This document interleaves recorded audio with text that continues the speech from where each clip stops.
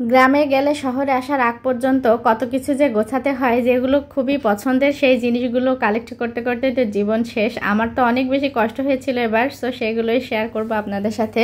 Hello everyone, আসসালামু আলাইকুম, কেমন আছেন সবাই? অনেক দিন পর আবার একটা ভিডিও শেয়ার করব।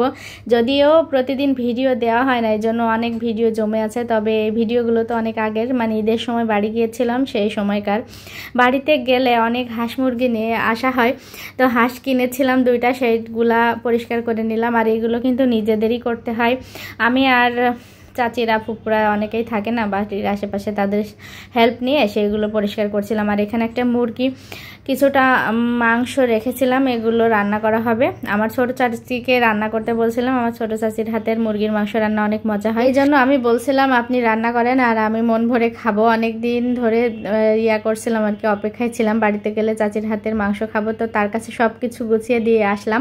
মাটির চুলায় রান্না করবে, ওইটা তো আমার চাচির রান্নাঘর, সেটা তো একটু শেয়ার করলাম। আর এদিকে লেবু ছিল না, গাছ থেকে কিছু লেবু ছিঁড়ে নিলাম। এই লেবুগুলো কিন্তু আমার গাছে থাকলে কি যে আরাম, মানে যখন ইচ্ছা তখনই নেওয়া যায়। আর মুরগির এই যে বুকের মাংসটা ছিল, সেটা তো আর রান্না করতে দেই নাই, এই জন্য এগুলো কাবাব বানাবো। এবার বাড়িতে গিয়ে মনের মতো করে সবার জন্য অনেক কিছু রান্না করেছিলাম, আগের ভিডিওতেও বলেছিলাম। তো এর ভেতরে একটা আইটেম ছিল কাবাব।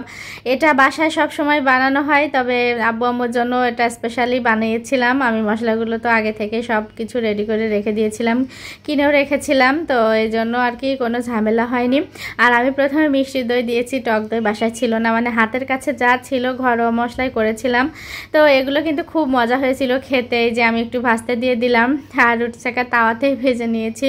তো ভাজতে দিয়ে আবার ছাদে আসলাম, দেখলাম সবাই মিলে আকাশটা ঠিক করতেছে, আকাশ লাগাচ্ছে। আর এদিকে ছাদের উপরে এত আম হয়েছে, সেগুলো পাখিতে খাচ্ছে আর পেকে পড়েছিল একদম, মানে পাতার ভেতরের আমগুলো তো দেখার সময় হয়নি। আর আমরা যাওয়ার পর থেকেই তো আমার আম্মু আব্বু অনেক ব্যস্ত, এই আম পাড়ার সময় হচ্ছে না। আর আমাদেরও একদম ছাদে আসা হয় না, আমগুলাও পাড়া হয় না।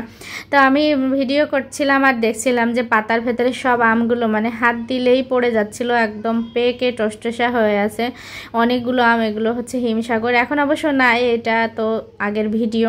তো দেখেন একদম পাতার ভেতরে আমগুলো আছে। বাড়িতে যাওয়ার পর থেকেই ভাবছিলাম ছাদের উপরে গিয়ে একটু ভিডিও বানাবো আর আমগুলো একটু দেখবো কত আম হয়েছে। ছাদের উপরে ঝুলে থাকা আম দেখতে কিন্তু খুব ভালো লাগে, আমার তো অনেক পছন্দ, খাওয়ার থেকে ছেঁড়ার থেকে দেখতে অনেক ভালো লাগে। তো একটু ভিডিও করে নিচ্ছিলাম আর আমারও ভালো লাগছিল দেখতে। বাড়িতে যখন থাকি তখন ভালোই লাগে, আসার পরে এগুলো দেখলে তো আরও খারাপ লাগে, যখন ভিডিও করি তখন আরও খারাপ লাগে। তো আমগুলো দেখার পরে নিচে নেমে দেখলাম আমার কাবাবগুলো হয়ে গিয়েছে। দেখেন মাশাল্লাহ কতটা সুন্দর হয়েছিল খেতে, কি যে মজা হয়েছিল। লুকটা কিন্তু মাশাল্লাহ অনেক সুন্দর হয়েছে না? আর এই যে সবাই মিলে খাচ্ছিলাম, আমার আব্বু, আমার আম্মু, আমার ভাই, আমি, আমার দুই বাচ্চা। আর এদিকে খাইতে খাইতে ওদের পাপাও চলে আসছে, যাওয়ার সময় হয়ে গিয়েছে, ঢাকায় আবার চলে আসতে হবে। এদিকে আমার শাশুড়ি তো আম দিয়েছে, শেষ আম গাছের, ওইগুলো ওই বস্তায় করে দিয়েছে, এবার আর কার্টুনে দেয়নি, সেগুলো ঠিকঠাক করে নিলাম, নিয়ে যাব। তো তারপরে আবার এখানে মানে একটু ঘুরতে আসছিলাম, ওখানে দেখলাম যে পচা গাছ, ওই আটাগুলো দিয়ে আমরা বাবলস ফোলাতাম, তখন মনে পড়ে গেল ছোটবেলার কথা।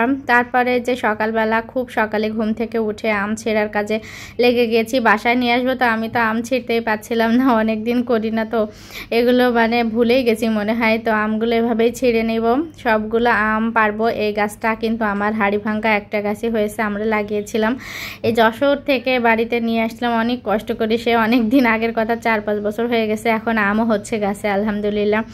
গাছটা ভরে আম হয়েছে, এবার দেখতেও ভালো আর খেতে কি যে মজা। তারপরেও নিজের গাছ বলে কথা, পরে বাবার বাড়িতে গাছ লাগানো বিষয়টা কিন্তু ভালোই, তাই না? তো আজকের ভিডিও এই পর্যন্ত।